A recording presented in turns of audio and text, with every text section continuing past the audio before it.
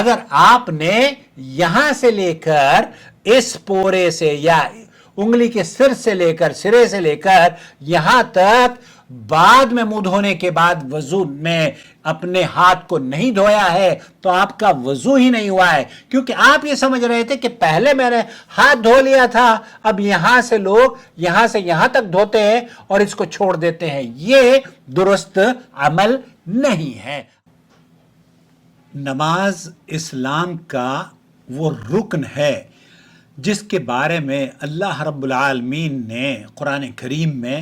اور نبی کریم صلی اللہ علیہ وسلم نے اس کی اہمیت احادیث رسول میں واضح طور پر بیان فرما دی ہے۔ اس کے باوجود اس عمل کو کرنے سے پہلے جو تیاری کی جاتی ہے وضو، کیونکہ اگر آپ وضو نہیں کرتے نماز آپ کی قابل قبول نہیں ہے،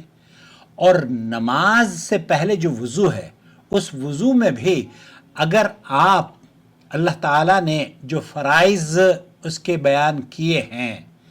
قرآن کریم میں، یا ایھا الذین آمنوا اذا قمتم الى الصلاة فاغسلوا وجوہکم وایدیکم الى المرافق وامسحوا برؤوسکم وارجلکم الى الکعبین، یہ وہ آیت مبارکہ ہے جس میں اللہ رب العالمین نے فرماتا ہے اے ایمان والو، جب تم نماز کے لیے کھڑے ہونے لگو تو اپنے چہروں کو دھو لو۔ اور اب یہاں اللہ رب العالمین نے چہرے سے آغاز کیا ہے اور فرمایا اور ہاتھوں کو کوہنیوں تک دھو لو، ہاتھوں کو کوہنیوں تک دھو لو، اور اپنے سروں کا مسح کرو اور پاؤں کو ٹخنوں تک دھو لو۔ یہ سورہ مائدہ کی آیت نمبر 6 ہے۔ اس پہ کسی بھی اہل سنت والجماعت کا اختلاف نہیں ہے کہ یہ جو فرائض اللہ رب العالمین نے بیان کیے ہیں اس کو اگر کوئی ترک کر دیتا ہے تو اس کی وضو قابل قبول نہیں ہے، اور اگر وضو قابل قبول نہیں ہے تو پھر نماز کیسے قابل قبول ہو سکتی ہے؟ دوستو، بھائیوں اور بہنوں، آج اس ویڈیو میں اس اہم غلطی یا اس ایسی کمی کے بارے میں آپ کی خدمت میں ایک پیغام لے کر حاضر ہو رہا ہوں جسے بہت سارے لوگ ناواقف ہیں اور وہ صحیح طور پر اپنی وضو نہیں کر پا رہے ہیں۔ چنانچہ اللہ رب العالمین نے وضو میں دونوں ہاتھ کوہنیوں تک دھونے کو چہرہ دھونے کے بعد فرض قرار دیا ہے۔ یہ اللہ تعالیٰ نے قرآن کریم کی اس آیت نمبر 6 میں المائدہ میں اللہ تعالیٰ نے اس کو بیان کیا ہے، اور یہ تبھی ممکن ہوگا جب انسان اپنی ہتھیلی کی انگلیوں سے لے کر کوہنی تک دھوئے گا۔ لہذا اگر کوئی شخص صرف کلائی سے کوہنی تک ہاتھ دھوتا ہے تو وہ اس فرض کی تعمیل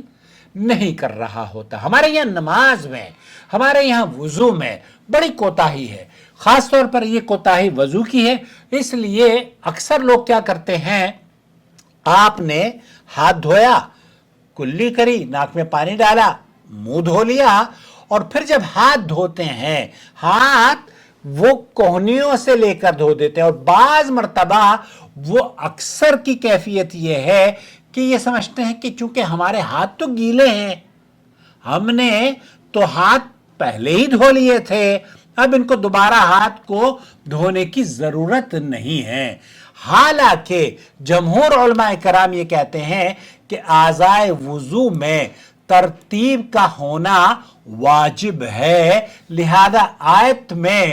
ترتیب کے مطابق ہی وضو کے اعضاء کو دھویا جائے گا۔ چنانچہ پہلے چہرہ، پھر دونوں ہاتھ، پھر سر کا مسح، اور پھر دونوں پاؤں دھوئے جائیں گے۔ لہذا اس بنیاد پر صرف وضو کے آغاز میں ہی دونوں ہتھیلیوں کو دھونے پر اکتفا کرتے ہوئے چہرے کے بعد ہاتھ دھوتے وقت ہتھیلیوں کو جو لوگ شامل نہیں کرتے اور پھر دونوں ہاتھ کلائی سے کوہنیوں تک دھوئے تو اس کا وضو اکثر اہل علم کے مطابق صحیح نہیں ہے۔ کہیں آپ تو ان میں سے نہیں ہیں جو اس غلطی کو کرتے ہوں، میں آپ کو پھر بتاؤں گا، لیکن سن لیجئے، شیخ ابن جبرین حفظہ اللہ سے پوچھا گیا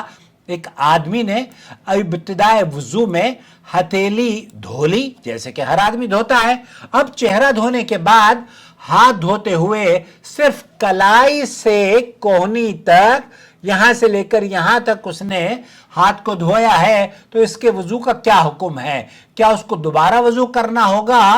کیونکہ اس کا یہ گمان ہے کہ میرے ہاتھ تو گیلے ہیں اور وہ اس پر توجہ نہیں دیتا, ہاتھ نہیں دھوتا. یہاں شیخ رحمت اللہ علیہ نے جواب دیا, وضو کرتے ہوئے ہتھیلی چھوڑ کر صرف کلائی سے کوہنی تک ہاتھ دھونے پر اکتفا کرنا جائز نہیں ہے, بلکہ چہرہ دھونے کے بعد پورے ہاتھ کو دھونا چاہیے. لہذا انگلیوں سے لے کر, انگلیوں کے سروں سے, پوروں سے, یہاں سے لے کر اور یہ جو آپ کی کوہنیاں ہیں یہاں تک, اس کو ہاتھ کہا جاتا ہے. وہ ہاتھ جس کا حکم اللہ رب العالمین نے دھونے کا حکم دیا ہے. اگرچہ اس نے ہتھیلیاں چہرہ دھونے سے پہلے دھوئی تھیں, کیونکہ آغاز وضو میں ہتھیلی دھونا سنت ہے جبکہ چہرے کے بعد دھونا فرض ہے. چنانچہ اگر کوئی شخص ہاتھ دھوتے ہوئے کلائی تک یا کلائی کوہنی نہیں دھوتا ہے تو اس نے مطلوبہ فرض ادا نہیں کیا, گویا کہ اس نے ایک ایسا واجب چھوڑ دیا جس کی وجہ سے اس کی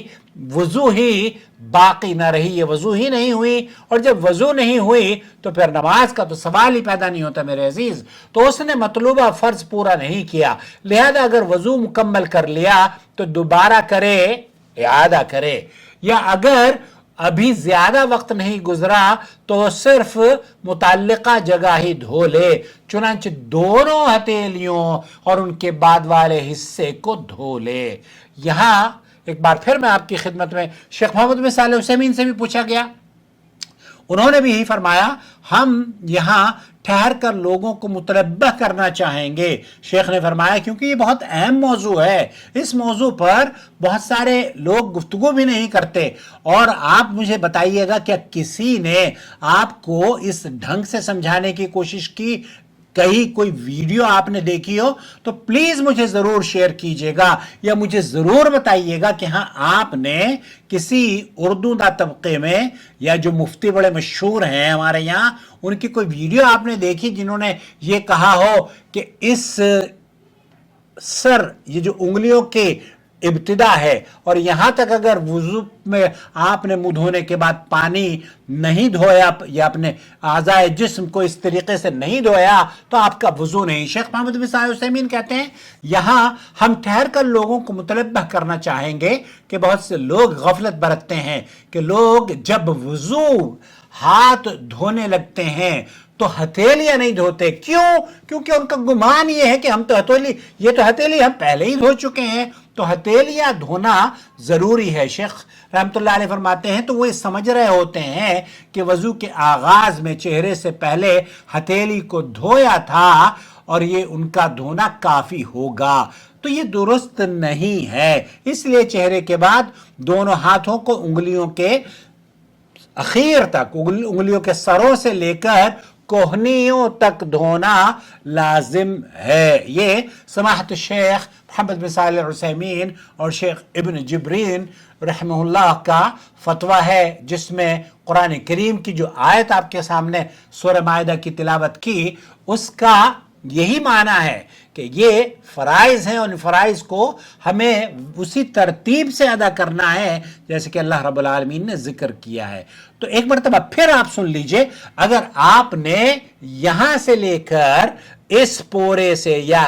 انگلی کے سر سے لے کر, سرے سے لے کر یہاں تک بعد میں منہ دھونے کے بعد وضو میں اپنے ہاتھ کو نہیں دھویا ہے تو آپ کا وضو ہی نہیں ہوا ہے, کیونکہ آپ یہ سمجھ رہے تھے کہ پہلے میں نے ہاتھ دھو لیا تھا, اب یہاں سے لوگ یہاں سے یہاں تک دھوتے ہیں اور اس کو چھوڑ دیتے ہیں. یہ درست عمل نہیں ہے. اپنا بہت خیال رکھیے, ہمیں اپنی رائے سے ضرور نوازیے. والسلام علیکم ورحمۃ اللہ وبرکاتہ.